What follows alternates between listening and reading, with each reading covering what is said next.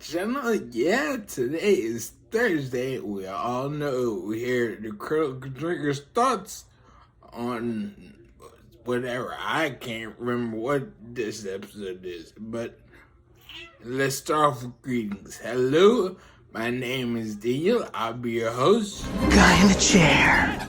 He said it! He said it! Oh, and today we're hearing the Critical Drinker's thoughts on Shazam 2, Fury of the Gods. So, let's enjoy. You know, sometimes you meet a Enjoy. stranger at a party or some dull corporate event and you end up having what I call a beige conversation. You swap some pleasantries, make a few innocuous jokes, and offer up some mild, inoffensive opinions about the current state of things. It's all perfectly polite and easygoing, but there's no real substance or purpose to it, and by the time it's over, the best you can say is, well, they seem nice enough. And by the following day, you'll struggle to even remember a single thing that either of you said or did. Well, that's basically my experience of Shazam 2, a perfectly nice, reliably inoffensive, and completely forgettable sequel that nobody really asked for or wanted.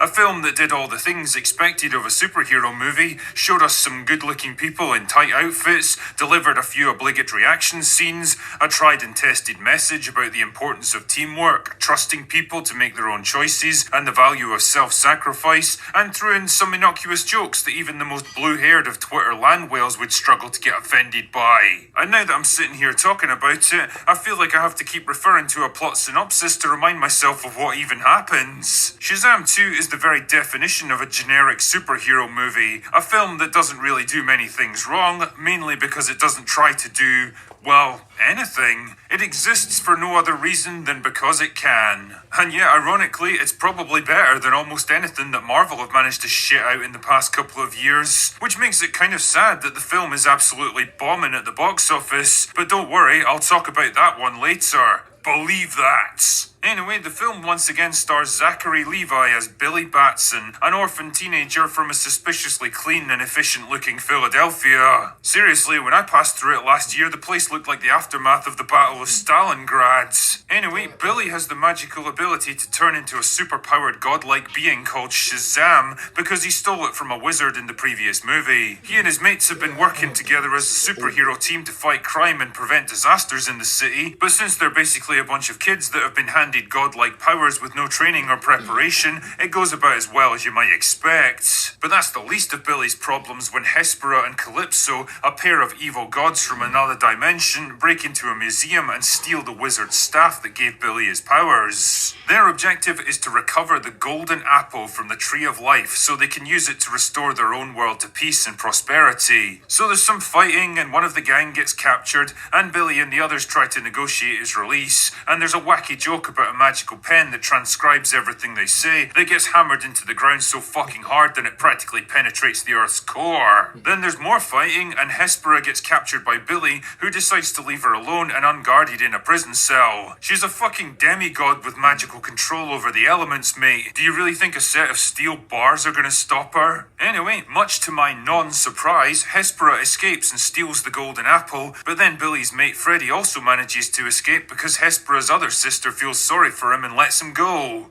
Sure, okay. Then Calypso goes rogue and decides to wipe out all of humanity so that the rest of the movie can happen. So she summons a big army of disposable CGI monsters for the humans to fight. And since most of the gang have lost their powers over the course of the movie, it's up to Billy to face her one-on-one in a big CGI battle scene where I was never entirely sure of what was happening or why, but I know that at the end he sacrifices his life to stop her. But that's okay because then Wonder Woman shows up for some reason and brings him back to life, and everything goes back to normal like none of this even happens. You know, it's almost difficult to criticize a movie like Shazam 2 because it's so completely lacking in ambition and original ideas that it almost can't go wrong. The plot is the most standard boilerplate superhero story you could ask for. An evil enemy wants to unleash the apocalypse on Earth using a magical plot device that's the key to everything, and it's up to a plucky band of heroes to master their powers and work together to stop it. It's basically the Avengers, Justice League, and Suicide Squad, only with a bunch of characters that no one really cares about.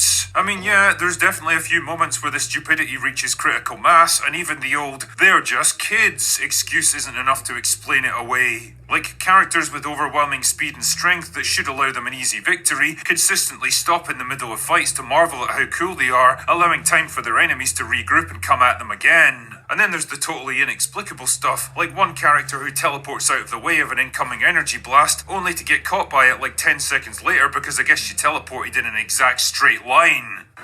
Bullshit! I mean, seriously, have you never heard of stepping aside? Power levels fluctuate wildly throughout the film. Shazam takes serious damage just by getting thrown against a wall, but later in the film he's able to punch through an entire building without even missing his hair up. Not to mention that nobody seems to spill a single drop of blood in the entire movie, even a character who gets impaled by a fucking dragon. And then there's the ending that feels about as cheap and contrived as Ant-Man 3. Remember Star Trek Into Darkness, where Kirk sacrifices himself to save the Enterprise, only to get resurrected by Khan's magical bullshit blood like 5 minutes later?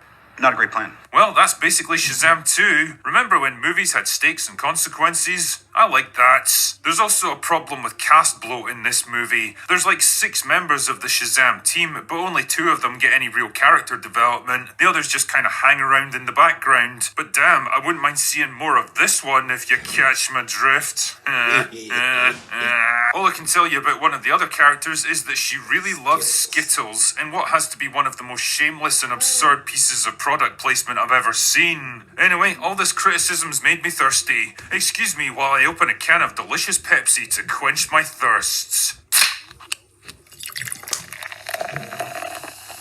I don't know how I'd get by without it. Zachary Levi is decent as Shazam, bringing the same manic, childish energy as the first movie, and watching him swagger around in his big, goofy red costume, it's kinda hard not to like the guy just a little bit. Billy's a clueless kid that's totally out of his depth in this situation, and there's a decent little subplot about his angst over growing older and losing the family that he's come to rely on. It's not exactly Shakespeare, but it's enough to keep his character arc ticking over. Helen Mirren does her best in a part that's not really worthy of her talents, and while Jimon Honso is always fun to watch, the movie doesn't really give him much to do except to crack a few deadpan jokes here and there. But by far the worst offender has got to be Lucy Liu, who looks bored out of her mind and phones in a performance that only serves to highlight how clunky her dialogue is. I suspect that most of her scenes were filmed against a green screen, reacting to something that wasn't even there, but it's a bit of a problem when the main antagonist of your movie looks like they couldn't give a shit if they win or lose. And I guess that basically sums up my own experience of this movie. I was never particularly engaged with it because I never got the sense that anything or anyone was genuinely at risk. Just like Black Adam, it becomes difficult to pick apart the writing of Shazam 2 because by the time you come to think about it, you've forgotten half the stuff that even happens. Were the characters likable? I mean, I think so. The actors seem pleasant enough, but they get so little development that it's tough to say anything substantial about them. What about the action scenes? Well, I vaguely remember a bunch of stuff exploding and some disposable CGI monsters showing up, but that's about it. Were the jokes funny? Well, most of the humor felt about 5 years out of date, and the recurring gags were used way too much, but it all seemed pretty good-natured and well-intentioned. Unlike the MCU, I never got the sense that straight white men were legally mandated to be the butt of every single joke in this film. But the biggest question I find myself asking about Shazam 2 is, what was even the point of this movie? As much as the first Shazam was a welcome relief from the bleak, desaturated nihilism of the Snyderverse, it wasn't exactly a roaring success at the box office, and it definitely didn't feel like it needed a sequel. Not to mention the fact that just like The Flash and Aquaman 2, it represents a creative dead end for the DCU, so there's not a whole lot of incentive to watch it. Basically what I'm saying is that the first Shazam was an ideal time to play it safe. This is not. This is the time to go all in, take risks, do the unexpected. And therein lies the rub, dear viewer. The days when you could just trot out another generic boilerplate superhero movie like the dozens of others that came before it are a thing of the past. The superhero genre is heading into its twilight years now, and if you really want to grab audiences' waning attention, then you have to raise the bar of quality, passion, and imagination beyond not making something terrible. As I said at the start of this review, I came away from Shazam 2 with no real sense that I'd seen anything significant. Just like that conversation with a pleasant but forgettable stranger, there's definitely worse ways to spend your time, but I can't really say this is worth spending your hard-earned cash on. Now, just before I fuck off back into the ether, I wanted to make you aware of a little project that I've been working on. My first ever comic book, which is an officially licensed prequel to the Rambo franchise, is now available to order through Indiegogo. A New Kind of War tells the story of Colonel Troutman when he was a young Special Forces operative behind enemy lines in the Korean War. And well, if you're a fan of that particular franchise and you're interested in delving into the expanded backstory, then you might just find it interesting. Either way, I'll leave a link in the description and you can take a look. Anyway, that's all I've got for today.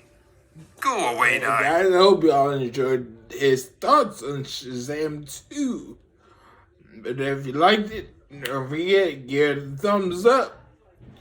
Comment down below and then subscribe and hit the notification bell so you're notified every time I post a new video and share.